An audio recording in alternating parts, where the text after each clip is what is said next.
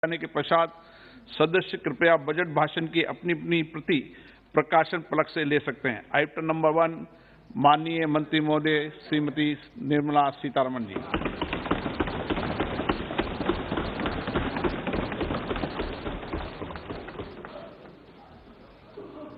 मंत्री जी आज digital budget पढ़ रही हैं।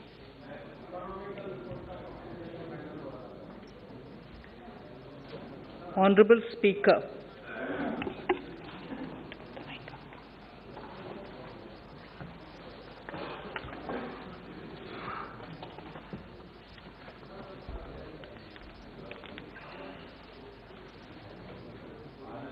Honorable Speaker, sir, I present the budget for the year 2022-23.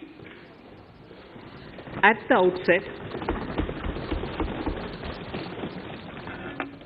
outset, sir, I want to take a moment to express my empathy for those who had to bear adverse health and economic effects of the pandemic. The overall sharp rebound and recovery of the economy is reflective of our country's strong resilience. India's economic growth in the current year is estimated to be 9.2%, highest among all large economies. I recognize we are in the midst of an Omicron wave with high incidence but milder symptoms. Further, the speed and coverage of our vaccination campaign has helped greatly.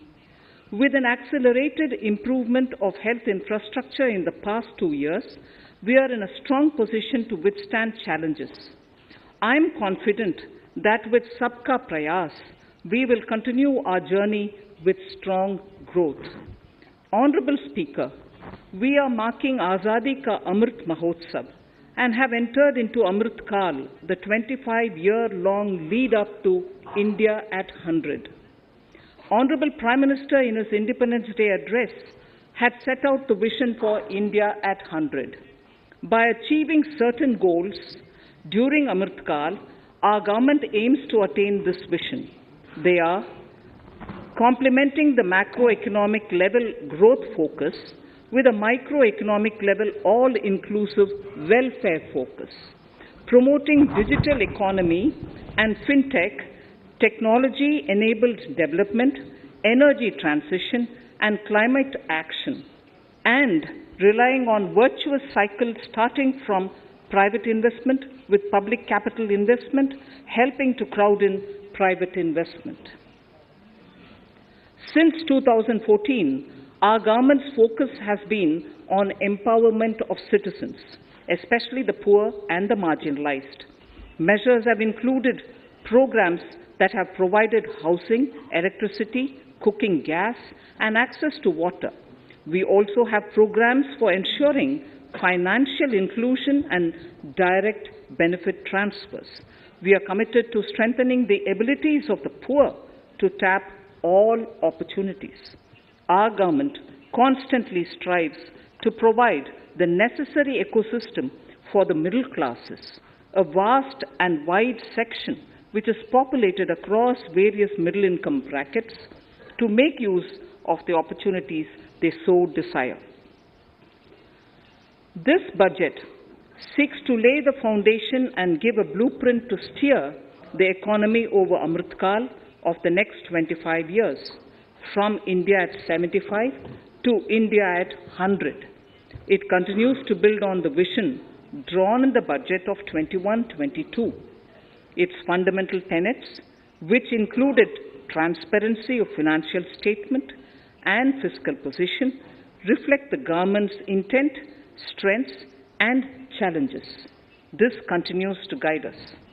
The initiatives of the last year's budget have seen significant progress and have been provided with adequate allocations in this budget as well.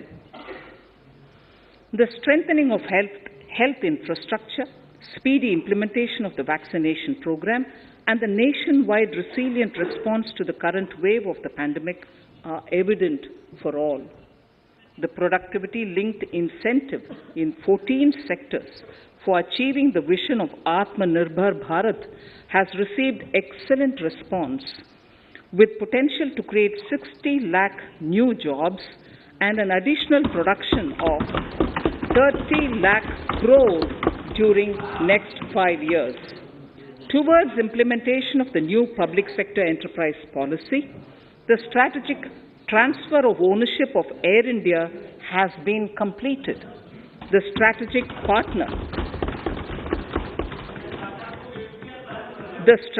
partner for Neelanchal Ispat Nigam Limited has been selected. The public issue of the LIC is expected shortly. Others too are in the process for 2022-23. Please no, National Bank आपको for पर्याप्त मौका, पर्याप्त अवसर मिलेगा। बेटे बेटे टिप्पणी मत कीजिए। the National Bank for Infrastructure Development and National Asset Reconstruction Company have commenced their activities. Honorable Speaker, sir, Budget 2021-22 had provided a sharp increase in provision for public investment or capital expenditure. Throughout the year, with the Honorable Prime Minister guiding the implementation, our economic recovery is continuing to benefit from the multiplier effect.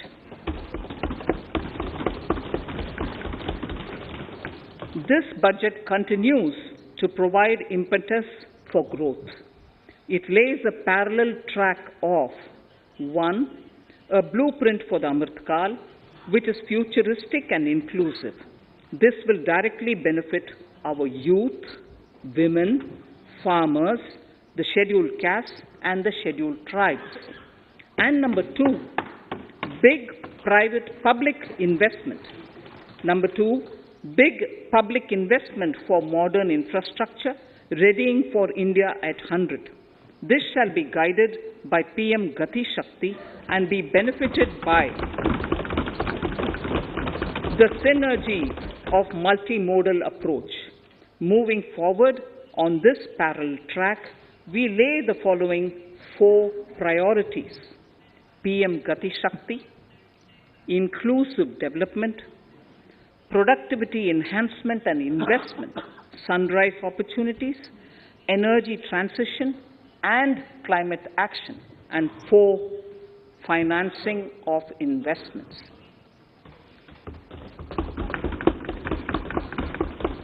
PM Gati Shakti.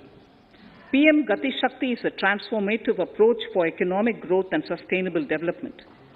The approach is driven by 7 engines, namely roads, railways, airports, ports, mass transport, waterways, and logistics infrastructure.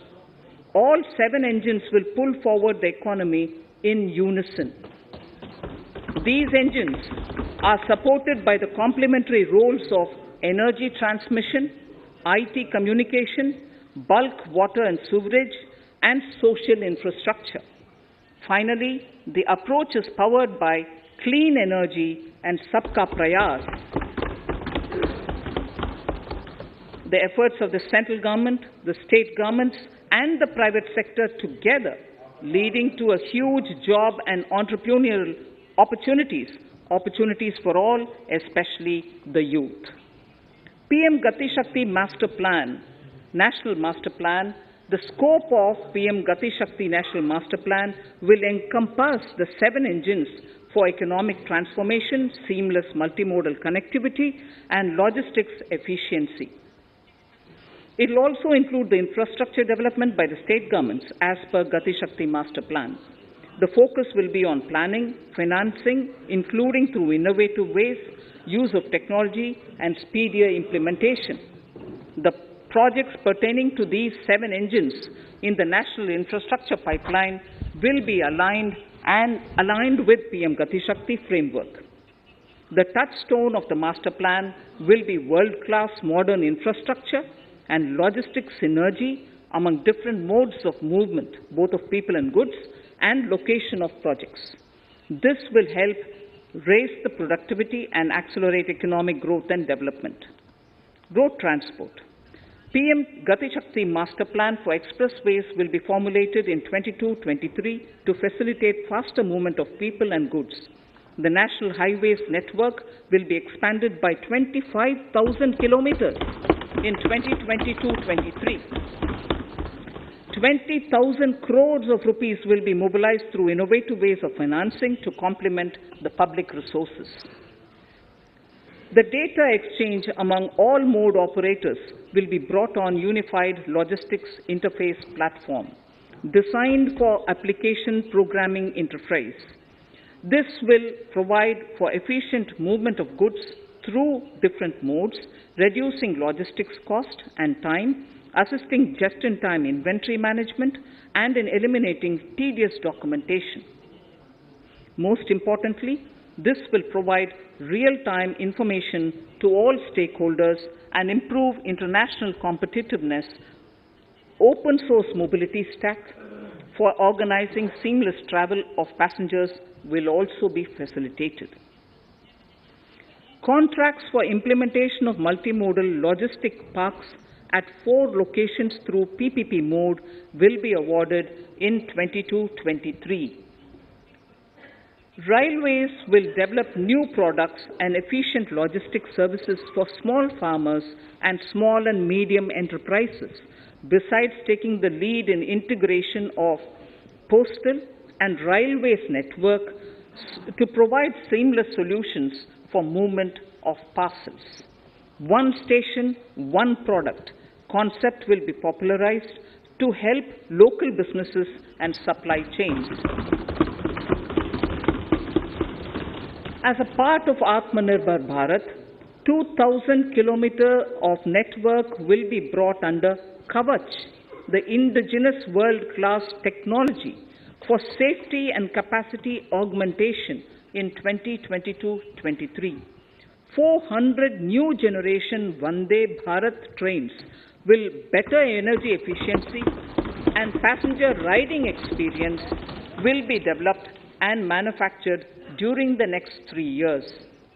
100 PM Gati Shakti cargo terminals for multimodal logistics facilities will be developed during the next 3 years. Innovative ways of financing and faster implementation will be encouraged for building metro systems of appropriate type at scale. Multimodal connectivity between mass urban transport and railway stations will be facilitated on priority. Design of metro systems, including civil structures, will be reoriented and standardized for Indian conditions and needs. Parvat Mala, as a preferred ecologically sustainable alternative to conventional roads in difficult hilly areas, National Ropeways Development Program will be taken up on PPP mode. The aim is to improve connectivity and convenience for commuters, besides promoting tourism. This may also cover congested urban areas where conventional mass transit system is not feasible. Contracts for 8 such ropeway projects for a length of 60 kilometers will be awarded in 22-23. With technical support from the Capacity Building Commission, central ministries, state governments, and their infra agencies will have their skills upgraded. This will ramp up capacity in planning, design, financing, including innovative ways, and implementation management of the PM Gati Shakti infrastructure projects. Inclusive development, our second priority. Agriculture. The procurement of wheat in Rabi 21-22 and the estimated procurement of paddy in Kharif 21-22 will cover 1,208 lakh metric tons of wheat and paddy from 163 lakh farmers, and 2.37 lakh crores will be the direct payment of MSP value to their accounts. Chemical-free natural farming will be promoted throughout the country, with a focus on farmers' lands in 5-kilometer wide corridors along the river Ganga at the first stage. 2023 has been announced as the International Year of Millets. Support will be provided for post-harvest value addition, enhancing domestic consumption, and for branding millet products nationally and internationally. To reduce our dependence on import of oil seeds, a rationalized and comprehensive scheme to increase domestic production of oil seeds will be implemented. For delivery of digital and high-tech services to farmers, with involvement of public sector research and extension institutions, along with private agri-tech players and stakeholders of agri-value chains, a scheme in PPP mode will be launched.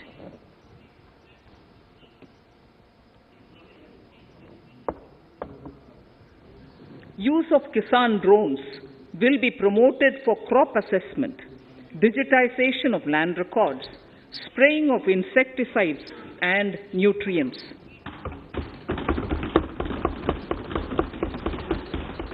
States will be encouraged to revise syllabi of agricultural universities to meet the needs of natural, zero budget, and organic farming, modern day agriculture, value addition, and management.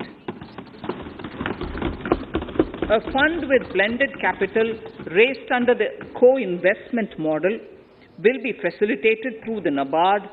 This is to finance startups for agriculture and rural enterprise relevant for farm produce value chain. The activities of these startups will include inter alia, support for FPOs, machinery for farmers on rental basis at farm level, and technology including IT-based support. The implementation of the Ken-Betwa link project at an estimated cost of 44,605 crores will be taken up.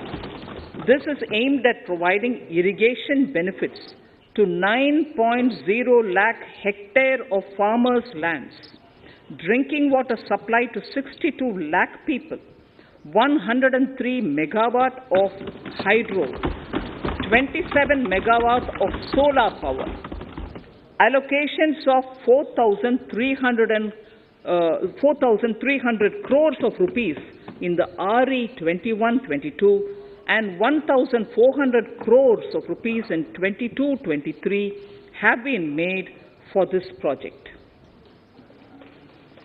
Honorable Speaker, sir, draft DPRs for 5 river links, namely Daman-Ganga Pinjal, Par-Tapi Narmada, Godavari Krishna, Krishna Pennar, and Pennar Kaveri have been finalized. Once a consensus is reached among the beneficiary states, the Centre will provide support for their implementation. For farmers to adopt suitable varieties of fruits and vegetables and to use appropriate production and harvesting techniques, our government will provide a comprehensive package with participation of state governments. MSMEs, Udyam, eShram, NCS and ASEEM portals will be interlinked. Their scope will be widened. They will now perform as portals with live organic databases, providing G2C, B2C, and B2B services. These services will relate to credit facilitation, skilling, and recruitment with an aim to further formalize the economy and enhance entrepreneurial opportunities for all. Emergency Credit Line Guarantee Scheme has provided the much-needed additional credit to more than 130 lakh MSMEs. This has helped them mitigate the adverse impact of the pandemic. The hospitality and related services, especially those by micro and small enterprises, are yet to regain their pre-pandemic level of business. Considering these aspects, the ECLGS will be extended up to March 2023. and its guarantee cover will be expanded by 50,000 crores of rupees to total cover of 5 lakh crores.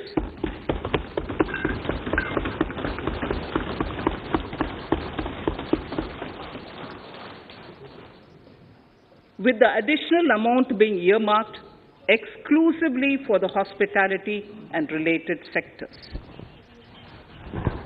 Credit Guarantee Trust for Micro and Small Enterprises, CGTMSE, scheme will be revamped with required infusion of funds. This will facilitate additional credit of 2 lakh crore for micro and small enterprises and expand employment opportunities.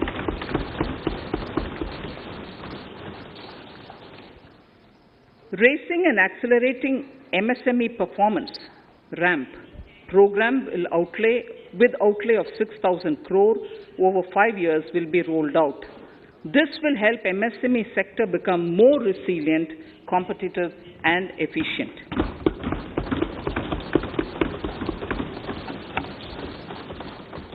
Skilling programs and partnership with the industry will be reoriented to promote continuous skilling avenues, sustainability and employability.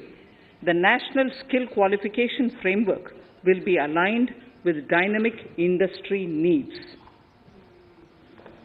Digital ecosystem for skilling and livelihood, the Desh Stack e-portal, will be launched. This aims to empower citizens to skill, reskill, or upskill through online training. It will also provide API-based trusted skill credentials, payment and discovery layers to find relevant jobs and entrepreneurial opportunities.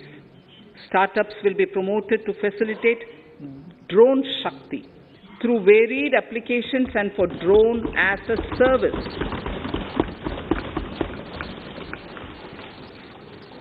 In select ITIs in all states, the required courses for skilling will be started. Due to the pandemic-induced closure of schools, our children, particularly in the rural areas and those from scheduled castes and scheduled tribes and other weaker sections, have lost almost 2 years of formal education. Mostly, these are children in government schools. We recognize the need to impart supplementary teaching and to build a resilient mechanism for education delivery. For this purpose, One Class, One TV channel program of PM E-Vidya will be expanded from 12 to 200 TV channels. This will enable all states to provide supplementary education in regional languages for classes 1 to 12.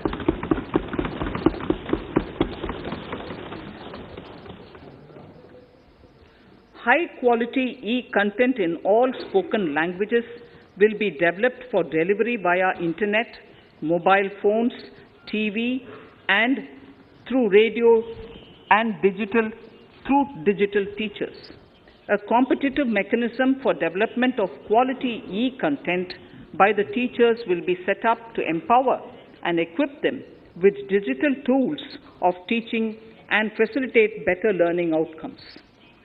A digital university will be established to provide access to students across the country for world-class quality universal education with personalized learning experience at their doorsteps.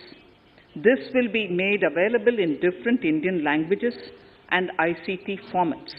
The university will be built on a networked hub and spoke model, with the hub building cutting-edge ICT expertise. The best public universities and institutions in the country will collaborate as a network of hub and spoke. An open platform for the national digital health ecosystem will be rolled out. It will consist of digital registries, of health providers and health facilities, unique health identity, consent framework, and universal access to health facilities. The pandemic has accentuated mental health problems in people of all ages. To better the access to quality mental health counseling and care services, a national tele-mental health program will be launched. This will include a network of 23 tele-mental health centers of excellence, with NIMHANS being the nodal center, and International Institute of Information Technology, Bangalore, IIIT Bangalore, providing technology support. Recognizing the importance of Nari Shakti as the harbinger of our bright future and for women-led development, during the Amrit Kal, our government has comprehensively revamped the schemes of the Ministry of Women and Child Development. Accordingly, 3 schemes, namely Mission Shakti, Mission Vatsalya, Saksham Anganwadi and Poshan 2.0 were launched recently to provide integrated benefits to women and children. Saksham Anganwadis are a new generation Anganwadis that have better infrastructure and audio-visual aids,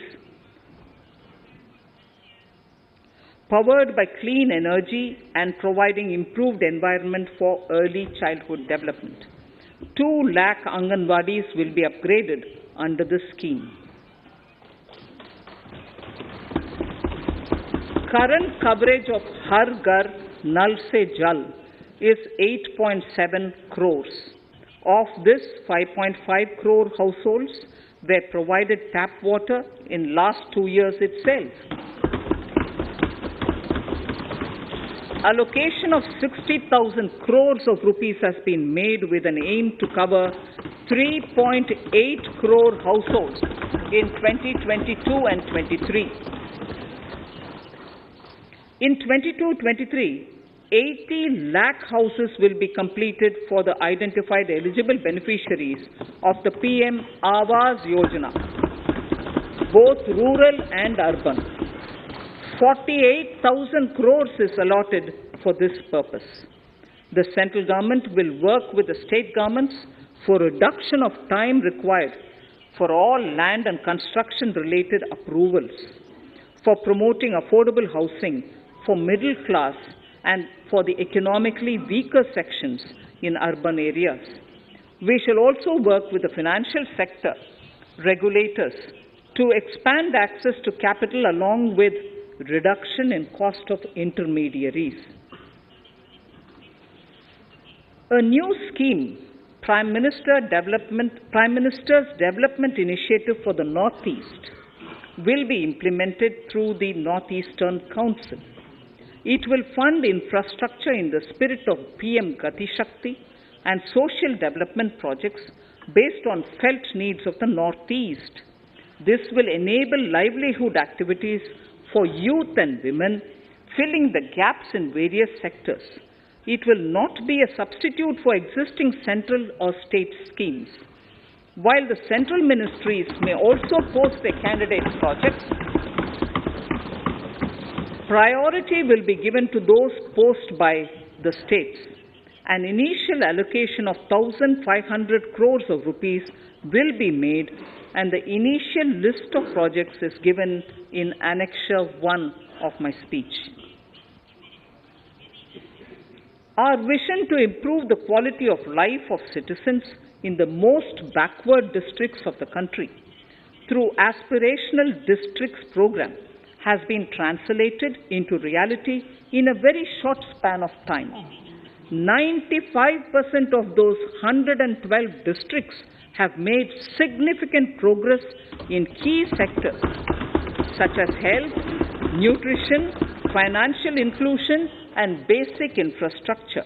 They have surpassed even some of the state average values.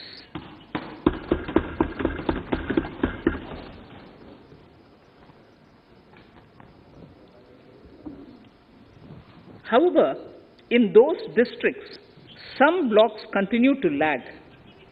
In 22-23, the program will focus on such blocks in those districts.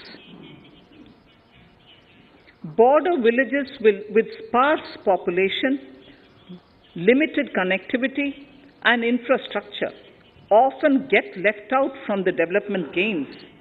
Such villages on the northern border will be covered under a new Vibrant Villages program. The activities will include construction of village infrastructure, housing, tourist centers, road connectivity, provisioning of decentralized renewable energy, direct-to-home access for Doordarshan and educational channels, and support for their livelihood generation. Additional funding for these activities will be provided. Existing schemes will be converged. We will define their outcomes and monitor them on a constant basis. In 2022, 100% of 1.5 lakh post offices will come on the core banking system, enabling financial inclusion and access to accounts through net banking, mobile banking, ATMs, and also provide online transfer of funds between post office accounts and bank accounts. This will be helpful, especially for farmers and senior citizens in rural areas, enabling interoperability and financial inclusion. Honorable Speaker, sir, in recent years, digital banking, digital payments, and fintech innovations have grown at a rapid pace in the country. Government is continuously encouraging these sectors to ensure that the benefits of digital banking reach every nook and corner of the country in a consumer-friendly manner. Taking forward this agenda and to mark 75 years of our independence, it is proposed to set up 75 digital banking units in 75 districts of the country by scheduled commercial banks. The financial support for digital payment ecosystem announced in the previous budget will continue in 22-23 as well. This will encourage further adoption of digital payments. There will also be a focus to promote use of payment platforms that are economical and user-friendly. Sir, I move to the next priority. In recent years, over 25,000 compliances were reduced and nearly 1,500 union laws were repealed. This is the result of our government's strong commitment for minimum government and maximum governance. 1,486 union laws were repealed. Our trust in the public and ease of doing business is what is highlighted here, sir. For the Amrit Kal, the next phase of ease of doing business 2.0 and ease of living will be launched. In our endeavor to improve productive efficiency of capital and human resources, we will follow the idea of trust-based governance.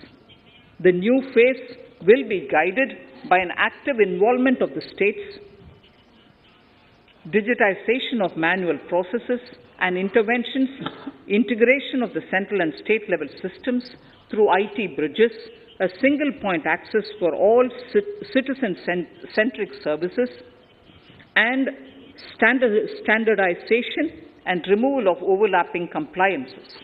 Crowdsourcing of suggestions and ground-level assessment of the impact with active involvement of citizens and businesses will be encouraged. A single window portal, Parivesh, for all green clearances was launched in 2018. It has been instrumental in reducing the time required for approvals significantly. The scope of this portal will be expanded to provide information to the applicants based on location of units, information about specific approvals will be provided. It will enable application for all 4 approvals through a single form and tracking of the process through Centralized Processing Center Green, CPC Green. E-passports. The issuance of e-passports using embedded chip and futuristic technology will be rolled out in 22-23 to enhance the convenience for the citizens in their overseas travel. By the time of India at 100, nearly half our population is likely to be living in urban areas. To prepare for this, orderly urban development is of critical importance. This will help realize the country's economic potential, including livelihood opportunities for the demographic dividend. For this, on the one hand, we need to nurture the megacities and their hinterlands to become current centers of economic growth. On the other, we need to facilitate Tier 2 and Tier 3 cities to take on the mantle in the future. This would require us to reimagine our cities into centers of sustainable living with opportunities for all, including women and our youth. For this to happen, urban planning cannot continue with a business-as-usual approach. We plan to steer a paradigm change. A high-level committee of reputed urban planners, urban economists, and institutions will be formed to make recommendations on urban sector policies, capacity building, planning, implementation, and governance. For urban capacity building, support will be provided to the states. Modernization of building bylaws, town planning schemes, transit-oriented development will be implemented. This will facilitate reforms for people to live and work closer to the mass transit systems. The central government's financial support for mass transit projects and Amrit scheme will be leveraged for formulation of action plans and their implementation for facilitating the TOD and TPS by the states. For developing India-specific knowledge in urban planning and design, and to deliver certified training in these areas, up to 5 existing academic institutions in different regions will be designated as centers of excellence. These centers will be provided endowment fund of 250 crore each. In addition, the AICTE will take the lead to improve syllabi, quality and access of urban planning courses in other institutions. We will promote a shift to use of public transport in urban areas. This will be complemented by clean tech and governance solutions, special mobility zones with zero fossil fuel policy and EV vehicles. Battery swapping policy. Considering the constraint of space in urban areas, for setting up charging stations at scale, a battery swapping policy will be brought out and interoperability standards will be formulated.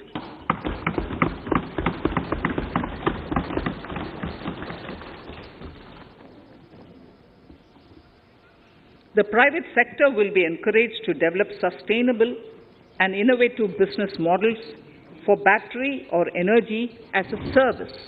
This will improve efficiency in the EV ecosystem. Efficient use of land resources is a strong imperative. States will be encouraged to adopt unique land parcel identification number to facilitate IT-based management of records. The facility for transliteration of land records across any of the Schedule 8 languages will also be rolled out. The adoption of linkage with National Generic Document Registration System, NGDRS, with the One Nation, One Registration software will be promoted as an option for uniform process of registration and anywhere registration of deeds and documents. Necessary amendments in the code IBC will be carried out to enhance the efficiency of the resolution process and facilitate cross-border insolvency resolution. Accelerated corporate exit. Several IT-based systems have been established for accelerated registration of new companies. Now the Center for Processing Accelerated Corporate Exit, CPACE, will process re-engineering, will be established to facilitate and speed up the voluntary winding up of these companies from the currently required 2 years to less than 6 months.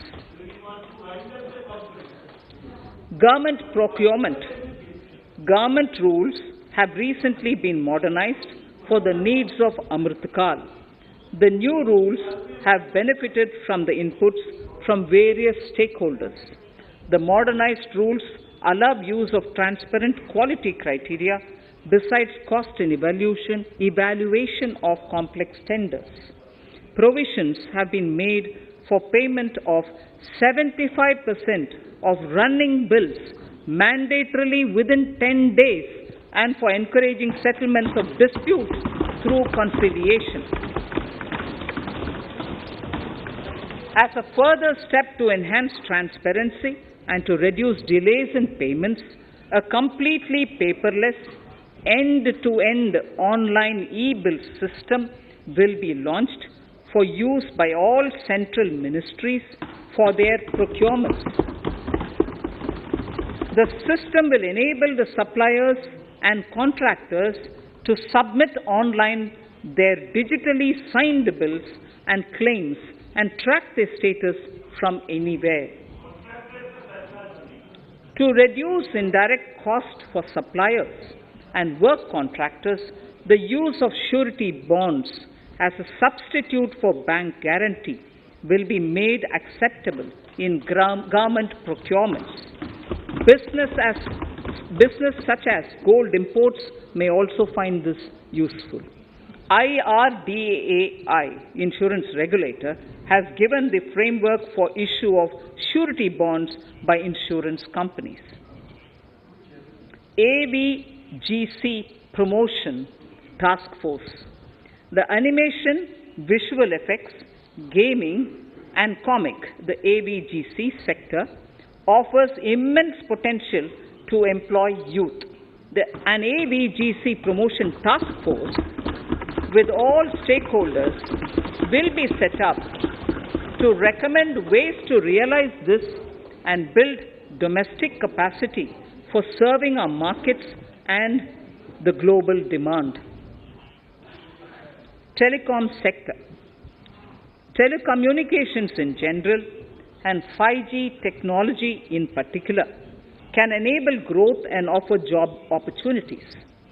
Required spectrum auctions will be conducted in 2022 to facilitate rollout of 5G mobile services within 2022-23 by private telecom providers. A scheme for design-led manufacturing will be launched to build a strong ecosystem for 5G as part of the production-linked incentive scheme.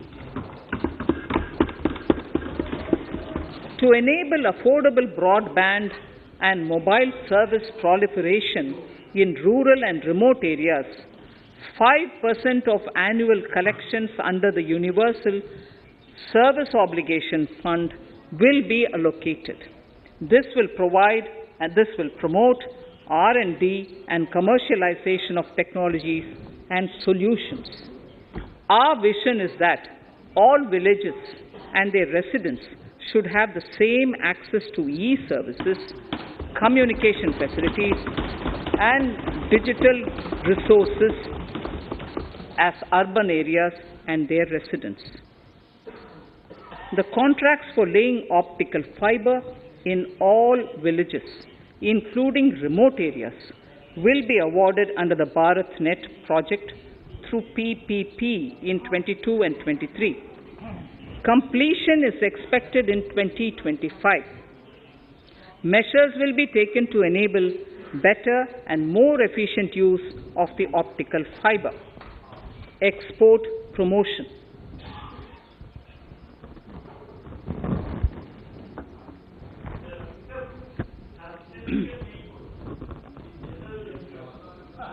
The Special Economic Zones Act will be replaced with a new legislation that will enable the states to become partners in development of enterprise and service hubs.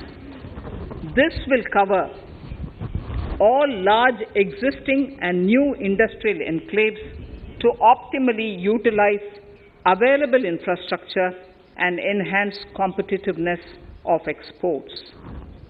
Atmanirbharta in defense. Our government is committed to reducing imports and promoting Atmanirbharta in equipment for the armed forces. 68% of the capital procurement budget will be earmarked for domestic industry in 22-23, up from 58% in 21-22. Defense R&D will be opened up for industry, startups, and academia, with 25% of defense R&D budget earmarked. Private industry will be encouraged to take up design and development of military platforms and equipment in collaboration with DRDO and other organizations through SPV model. An independent nodal umbrella body will be set up for meeting wide-ranging testing and certification requirements. Artificial intelligence, geospatial systems and drones, semiconductor and its ecosystem, space economy, genomics and pharmaceuticals, green energy and clean mobility systems have immense potential to assist sustainable development at scale and modernize the country. They provide employment opportunities for our youth and make Indian industry more efficient and competitive. Supportive policies, light touch regulations, facilitative actions to build domestic capacities and promotion of research and development will guide the government's approach. For R&D in the sunrise opportunities, in addition to efforts of collaboration among academia, industry and public institutions, government contribution will be provided. Energy transition and climate change. The risks of climate change are the strongest negative externalities that affect India and other countries. As Honorable Prime Minister said at the COP26 summit in Glasgow last November, and I quote, "What is needed today is mindful and deliberate utilization instead of mindless, destructive consumption," unquote. The low-carbon development strategy, as enunciated in the Panchamrit that he announced is an important reflection of our government's strong commitment towards sustainable development. The strategy opens up huge employment opportunities and will take the country on a sustainable development path. This budget proposes several near-term and long-term actions accordingly. Solar power. To facilitate domestic manufacturing for the ambitious goal of 280 gigawatts of installed solar capacity by 2030, an additional allocation of 19,500 crores for PLI, production-linked incentive, for manufacturing of high-efficiency modules with priority to fully integrate manufacturing units from polysilicon to solar PV modules will be made. Honorable Speaker, sir, the circular economy transition is expected to help in productivity enhancement as well as creating large opportunities for new businesses and jobs. The action plans for 10 sectors such as electronic waste, end-of-life vehicles, used oil waste, toxic and hazardous industrial waste are already ready. The focus will now be on addressing important cross-cutting issues of infrastructure, reverse logistics, technology upgradation, and integration with informal sector. This will be supported by active public policies covering regulations, extended producers' responsibilities, framework, and innovation facilities.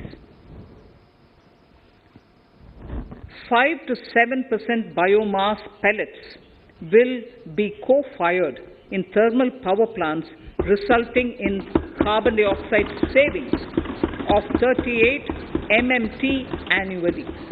This will also provide extra income to farmers and job opportunities to locals and help avoid stubble burning in agricultural fields. Saving energy is an important aspect of the energy management. Hence, energy efficiency and savings measures will be promoted. This will be done in large commercial buildings through the energy service company business model.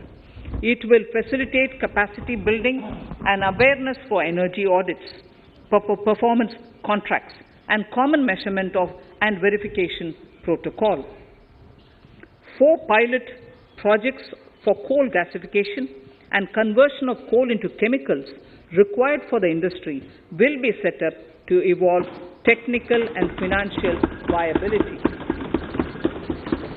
The policies and required legislative changes to promote agroforestry and private forestry will be brought in.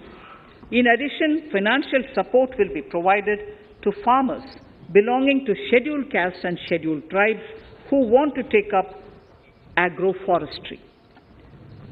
Honourable Speaker, I now move to the 4th priority, financing of investments.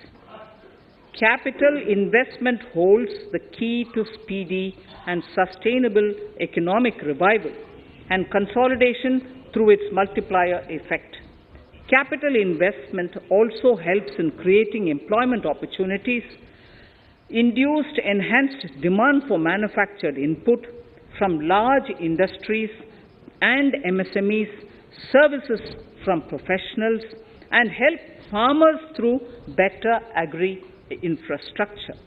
The economy has shown strong resilience to come out of the effects of the pandemic with high growth. However, we need to sustain that level to make up for the setback of 2020-2021. As outlined in para 5 earlier, the virtuous cycle of investment requires public investment to crowd in private investment. At this stage, private investments seem to require that support to rise to their potential and to the needs of the economy. Public investment must continue to take the lead and prime the private investment and demand in 2022-23. Considering the above imperative, the outlay for capital expenditure in the Union budget is once again being stepped up sharply by 35.4% from 5.54 lakh crore in the current year to 7.50 lakh crores in 22-23. This has increased to more than 2.2 times the expenditure of 2019-20. This outlay in 22-23 will be 2.9% of the GDP. Effective capital expenditure. With this investment taken together with the provision made for creation of capital assets through grants and aid to states, the effective capital expenditure of the central government is estimated at 10.68 lakh crores in 22-23, which will be about 4.1% of the GDP. Green bonds. As a part of the government's overall market borrowings in 22-23, sovereign green bonds will be issued for mobilizing resources for green infrastructure. The proceeds will be deployed in public sector projects which help in reducing the carbon intensity of the economy. GIFT IFSC. World-class foreign universities and institutions will be allowed in the GIFT city to offer courses in the financial management, fintech, science, technology, engineering, and mathematics free from domestic regulations, except those by the IFSCA to facilitate availability of high-end human resources for financial services and technology.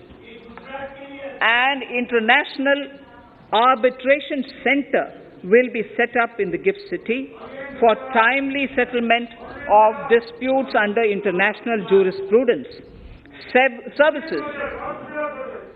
Services for global capital for sustainable and climate finance in the country will be facilitated in the GIFT city. Infrastructure status. Data centers and energy storage systems, including dense charging infrastructure and grid-scale battery systems, will be included in the harmonized list of infrastructure. This will facilitate credit availability for digital infrastructure and clean energy storage. Venture capital and private equity invested more than 5.5 lakh crores last year, facilitating one of the largest startup growth systems. Scaling up this investment requires a holistic examination of regulatory and other frictions. An expert committee will be set up to examine and suggest appropriate measures. Government-backed funds, NIIF and SIDBI, Fund of Funds, have provided scale capital, creating a multiplier effect. For encouraging important sunrise sectors such as climate action, deep tech, digital economy, pharma, and agri-tech, the government will promote these thematic funds for blended finance, with the government share being limited to 20% and the funds being managed by private fund managers. For financing the infrastructure needs, the stepping up of public investment will need to be complemented by private capital at a significant scale. Measures will be taken to enhance financial viability of projects, including PPP, with technical and knowledge assistance from multilateral agencies. Enhancing financial viability shall also be obtained by adopting global best practices, innovative ways of financing, and balanced risk allocation. Digital rupee.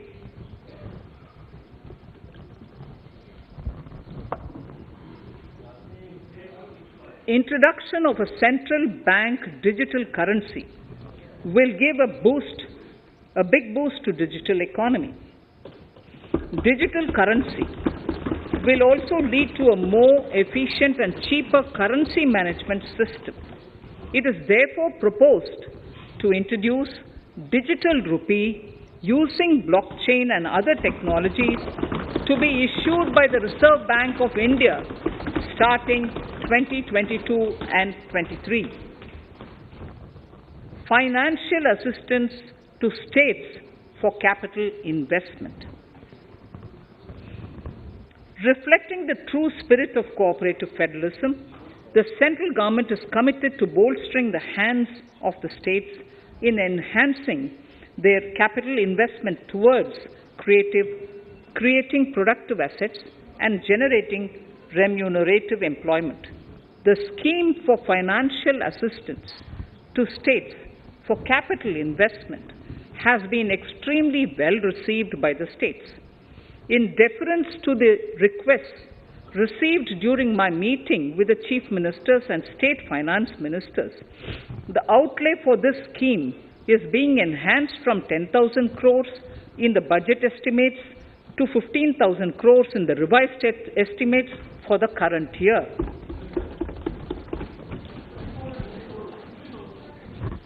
For 22-23,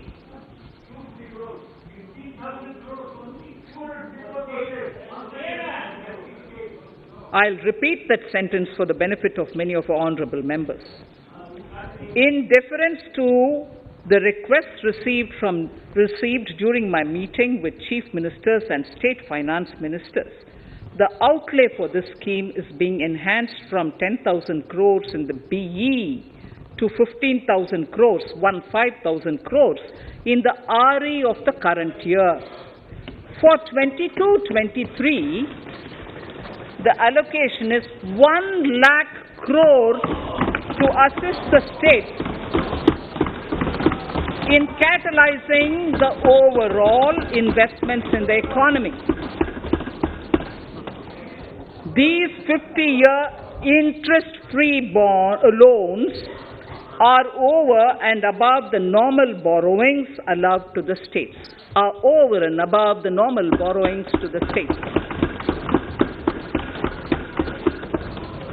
This allocation will be used for PM Gati Shakti related and other productive capital investments of the states.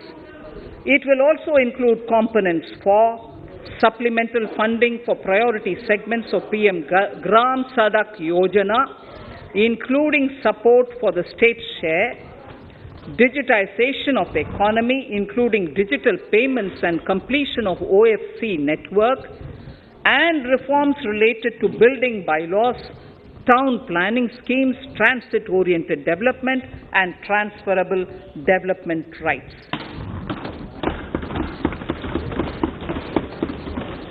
In 22-23, in accordance with the recommendations of the 15th Finance Commission, the states will be allowed a fiscal deficit of 4% of the GSDP, of which 0.5% will be tied to power sector reforms, for which the conditions have already been communicated in 21-22.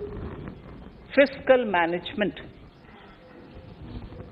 As against a total expenditure of 34.83 lakh crores of rupees projected in the BE 21-22, the revised estimate is 37.70 lakh crores. The revised estimate of capital expenditure is 6.3 lakh crores of rupees. This includes an amount of 51,971 crores towards settlement of outstanding guaranteed liabilities of Air India and its other sundry commitments. Coming to the budget estimates, Honourable Speaker, sir, the total expenditure in 22-23 is estimated at 39.45 lakh crores, while the total receipts other than borrowings are estimated at 22.84 lakh crores of rupees.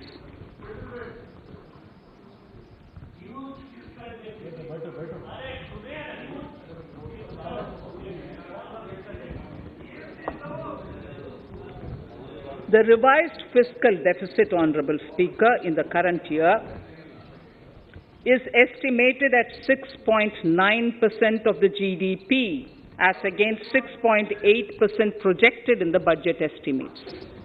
The fiscal deficit is in 22-23 is estimated at 6.4% of the GDP, which is consistent with the broad path of the fiscal consolidation announced by me last year to reach a fiscal deficit level below 4.5% by 25-26. While setting the fiscal deficit level in 22-23, I am conscious of the need to nurture growth through public investment to become stronger and sustainable. I will now move to Part B of my speech.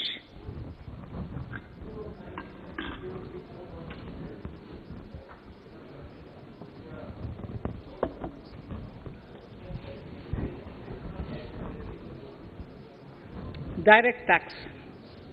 Honorable Speaker, sir, I take this opportunity to thank all the taxpayers of our country who have contributed immensely and strengthened the hands of the government in helping their fellow citizens in this hour of need. So I have brought in a little verse from the Mahabharata. I won't spend more time reading because I would like the speech to get enough time. However, the substance of it is the king must make arrangements for Yogakshema, which is the welfare of the populace, by way of abandoning any laxity and by governing the state in line with Dharma, along with collecting taxes which are in consonance with Dharma. This is Mahabharata Shanti Parva Adhyaya, Shloka 11 from 72. Drawing wisdom from our ancient texts, we continue on the path to progress. The proposals in this budget, while continuing with our declared policy of stable and predictable tax regime, intend to bring more reforms that will take ahead our vision to establish a trustworthy tax regime. This will further simplify the tax system, promote voluntary compliance by taxpayers, and reduce litigation. Introducing new updated return. India is growing at an accelerated pace and people are undertaking multiple financial transactions. The Income Tax Department has established a robust framework of reporting of taxpayers' transactions. In this context, some taxpayers may realize that they have committed omissions or mistakes in correctly estimating their income for tax payment. To provide an opportunity to correct such errors, I am proposing a new provision permitting taxpayers to file an updated return on payment of additional tax. This updated return can be filed within 2 years from the end of the relevant assessment year.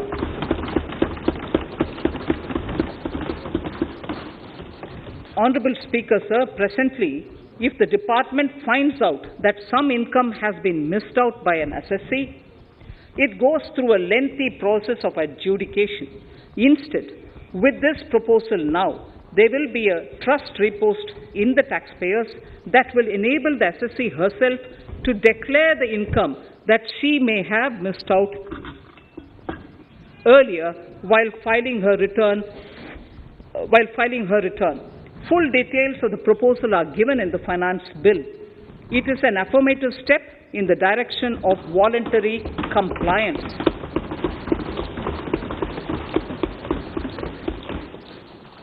Reduced alternative minimum tax rate and surcharge for cooperatives.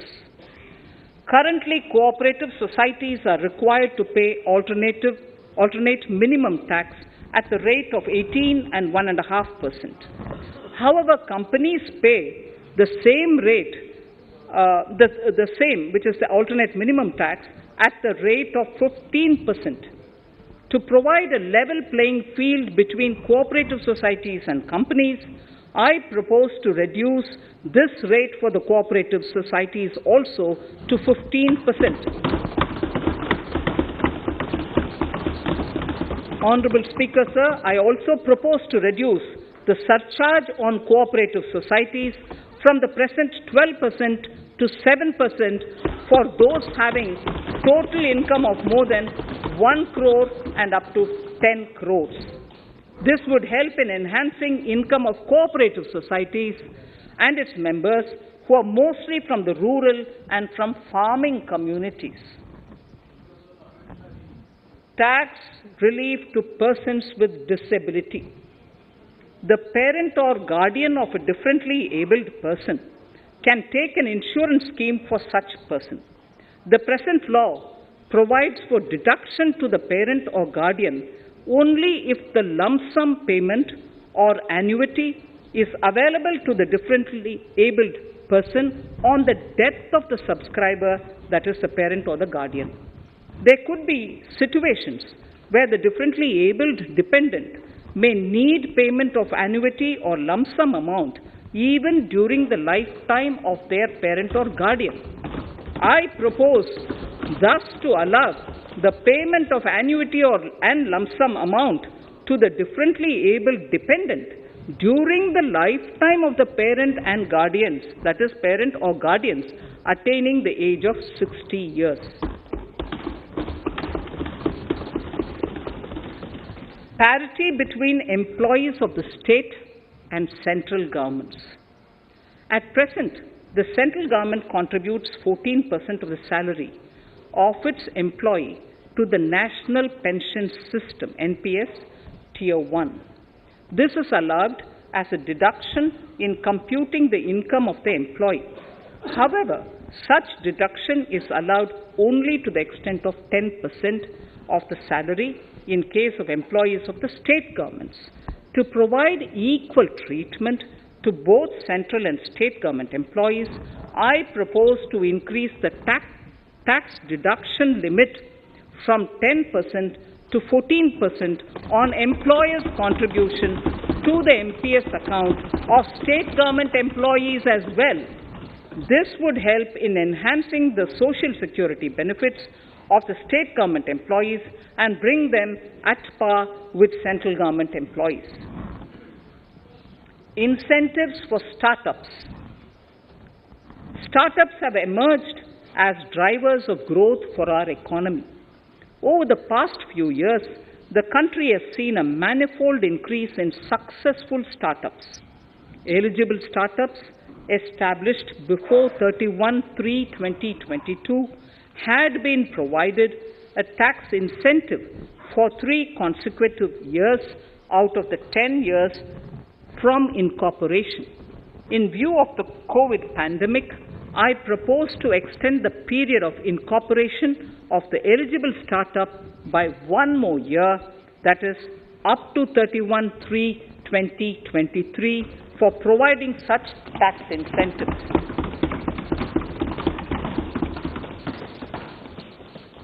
Incentives for newly incorporated manufacturing entities under concessional tax regime. In an effort to establish a global competitive business environment for certain domestic companies, a concessional tax regime of 15% was introduced by our government for newly incorporated domestic manufacturing companies. I propose to extend the last date for commencement of manufacturing or production under Section 115B(ab) by 1 more year, that is from 31st March 2023 to 31st March 2024.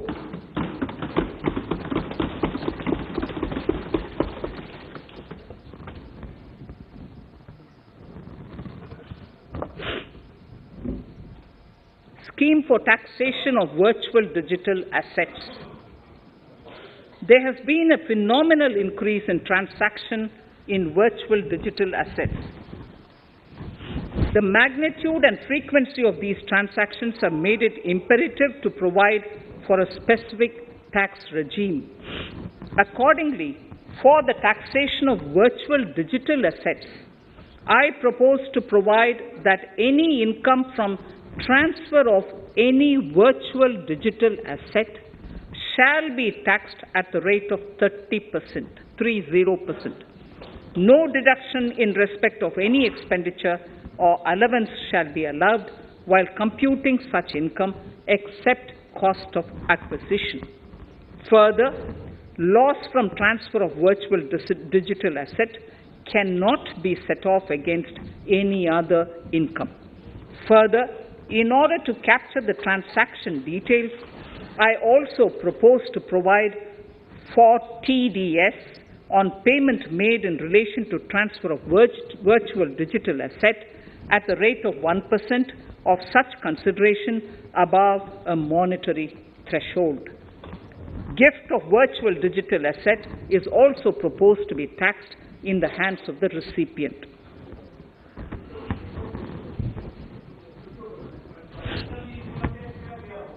Litigation management to avoid repetitive appeals by the department.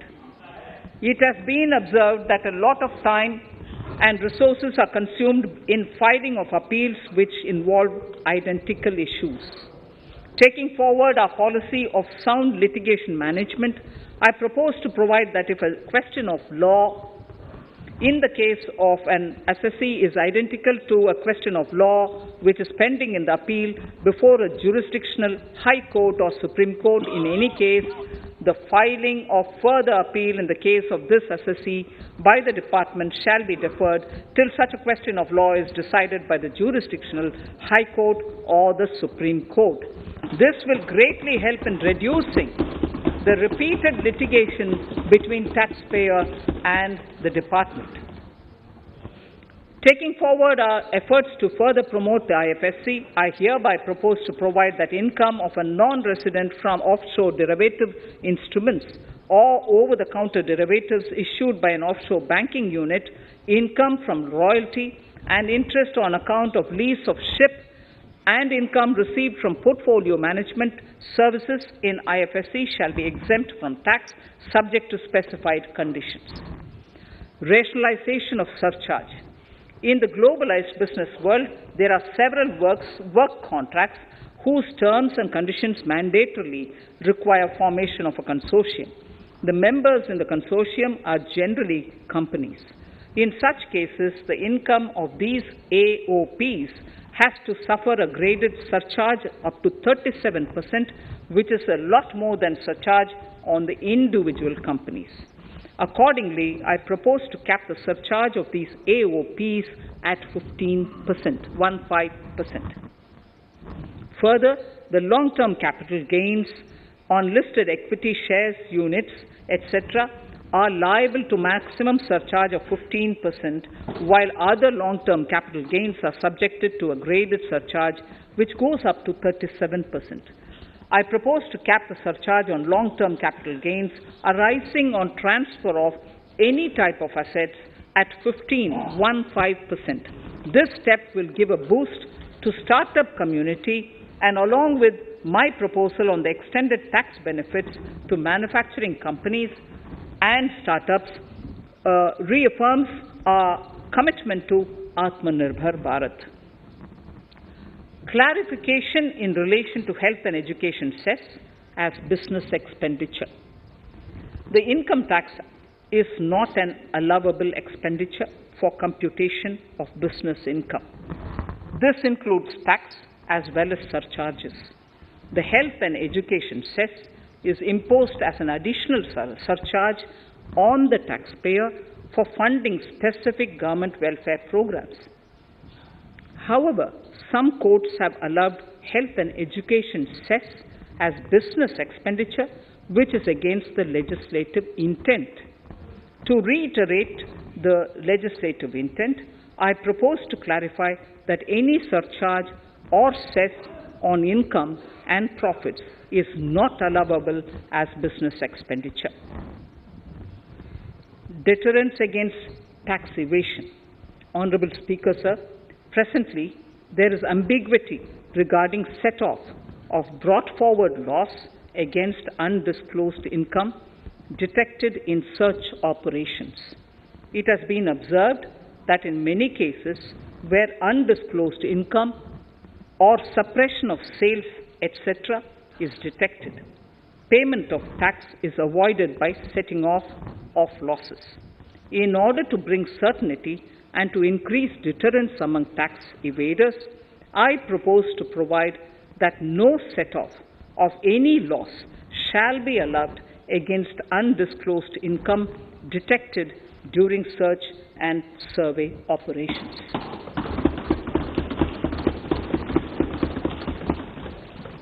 It has been noticed that as a business promotion strategy, there is a tendency on businesses to pass on benefits to their agents. Such benefits are taxable in the hands of the agents. In order to track such transactions, I propose to provide for tax deduction by the person giving benefits if the aggregate value of such benefits exceeds 20,000 rupees during the financial year. A few other changes are being made, the details of which are there in the finance bill. Indirect taxes. So, remarkable progress in GST. GST has been a landmark reform of independent India, showcasing the spirit of cooperative federalism. While aspirations were high, there were huge challenges too. These challenges were overcome deftly and painstakingly under the guidance and the oversight of the GST Council. We can now take pride in a fully IT-driven and progressive GST regime that has fulfilled the cherished dream of India as one market, one tax. There are still some challenges remaining, and we aspire to meet them in the coming year. The right balance between facilitation and enforcement has engendered significantly better compliance, and enforcement has engendered better compliance. GST revenues are buoyant despite the pandemic. I would bring in something which I've got to know this morning, not part of my speech, but worth putting in here for the knowledge of the Honourable House. I would like to bring to the notice of this House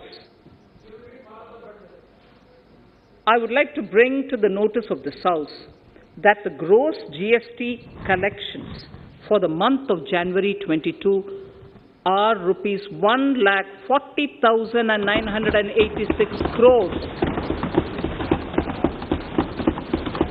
which is the highest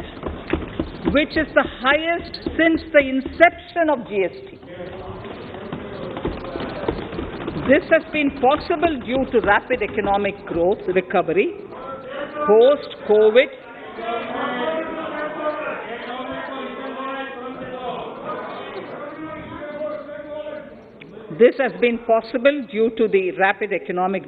recovery post-COVID, as well as various policy and administration undertaken by central and state tax administrations. Taxpayers deserve applause for this growth.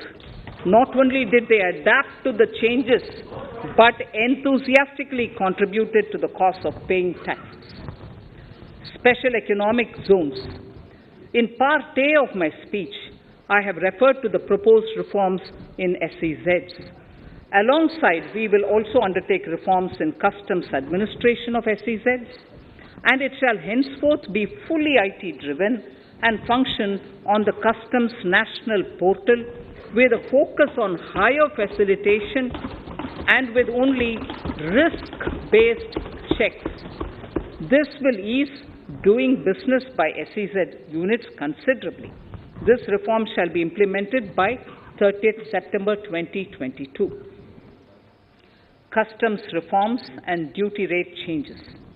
Customs administration has reinvented itself over the years through liberalized procedures and infusion of technology. Faceless customs has been fully established. During COVID-19 pandemic, customs formation have done exceptional frontline work against all odds, displaying agility and purpose. Customs reforms have played a very vital role in domestic capacity creation, providing level playing field to our MSMEs, easing the raw material supply side constraints, enhancing ease of doing business, and being an enabler to other policy initiatives such as PLI and phased manufacturing plans. My proposal on customs side are aligned to these objectives. Project imports and capital goods. National Capital Goods Policy 2016 aims at doubling the production of capital goods by 2025. This would create an employment opportunities and result in increased economic activity. However, several duty exemptions, even extending to over 3 decades, in some cases have been granted to capital goods for various sectors like power, fertilizer, textiles, leather footwear, food processing, and fertilizers. These exemptions have hindered the growth of the domestic capital goods sector. Similarly, project import duty concessions have also deprived the local producers of a level playing field in areas like coal mining projects, power generation, transmission or distribution projects, railway and metro projects. Our experience suggests that reasonable tariffs are conducive to the growth of domestic industry and Make in India without significantly impacting the cost of essential imports. Accordingly, Honourable Speaker, Sir, it is proposed to phase out the concessional rates in capital goods and project imports gradually and apply a moderate tariff of 7.5%. Certain exemptions for advanced machineries that are not manufactured within the country shall continue. A few exemptions are being introduced on inputs like specialized castings, ball screw, and linear motion guide to encourage domestic manufacturing of capital goods. In the last two budgets, we have rationalized several customs exemptions. We have once again carried out an extensive consultation, including by crowdsourcing.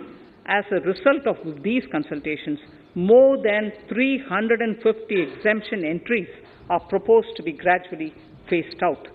These include exemptions on certain agricultural produce,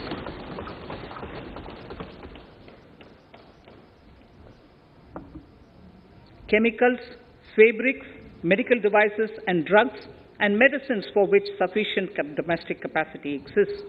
Further, as a simplification measure, several concessional rates are being incorporated in the customs tariff schedule itself instead of prescribing them through various notifications.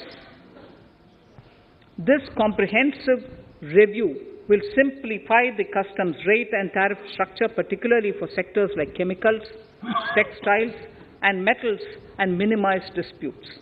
Removal of exemption on items which are or can be manufactured in India and providing concessional duties on raw material that go into manufacturing of intermediate products will go many a step forward in achieving our objective of Make in India and Atmanirbhar Bharat. I shall now take up specific sector-specific proposals. Electronics. Electronic manufacturing has been growing rapidly. Customs duty rates are being calibrated to provide a graded rate structure to facilitate domestic manufacturing of wearable devices, hearable devices, and electronic smart meters. Duty concessions are being given to parts of transformer of mobile phone chargers and camera lens of mobile camera module and certain other such items. This will enable domestic manufacturing of high-growth electronic items. Gems and jewelry. To give a boost to the gems and jewelry sector, customs duty on cut and polished diamonds and gemstones is being reduced to 5%. Simply sawn diamond would attract nil customs duty. To facilitate export of jewelry through e-commerce, a simplified regulatory framework shall be implemented by June this year. To disincentivize import of undervalued imitation jewelry, the customs duty on imitation jewelry is being prescribed in a manner that a duty of at least 400 rupees per kg is paid on its import. Chemicals.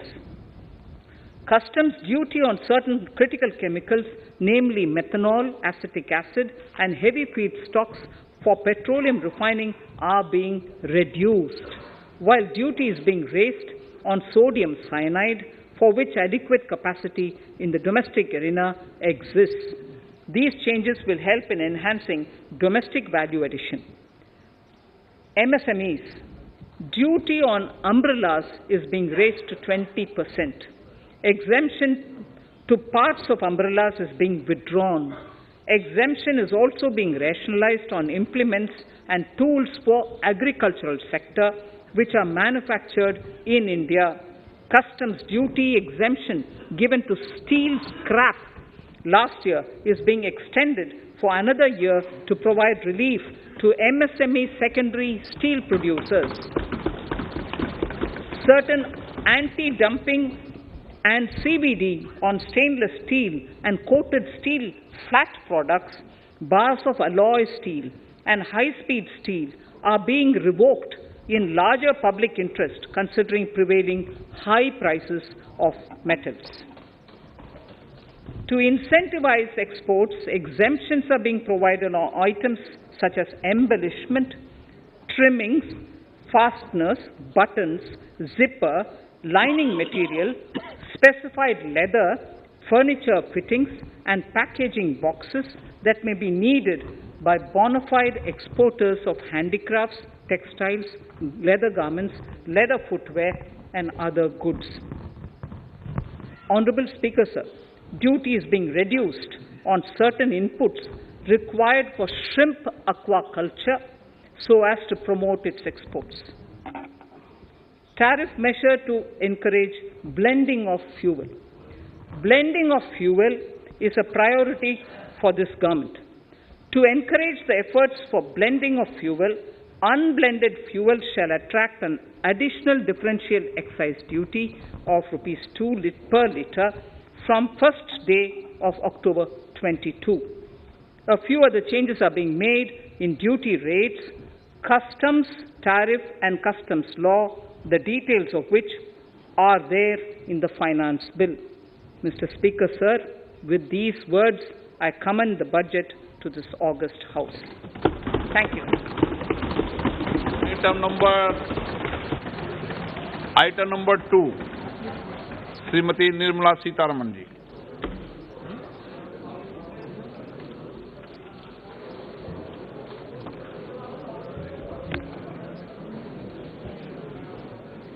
Sir, with your permission, I rise to lay on the table the following statements under Section 3(1) of the Fiscal Responsibility and Budget Management FRBM Act 2003, Medium-Term Fiscal Policy cum Fiscal Policy Strategy Statement and Macroeconomic Framework Statement.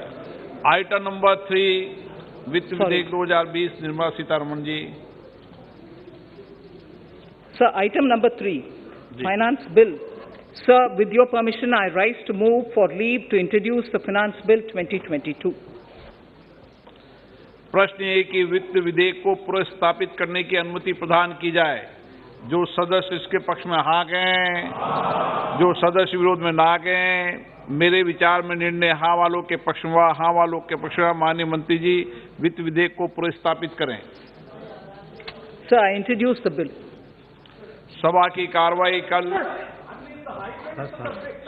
कार्रवाई कल बुधवार दिनांक 2 फरवरी 2022 को 4:30 बजे तक के लिए स्थगित की जाती है।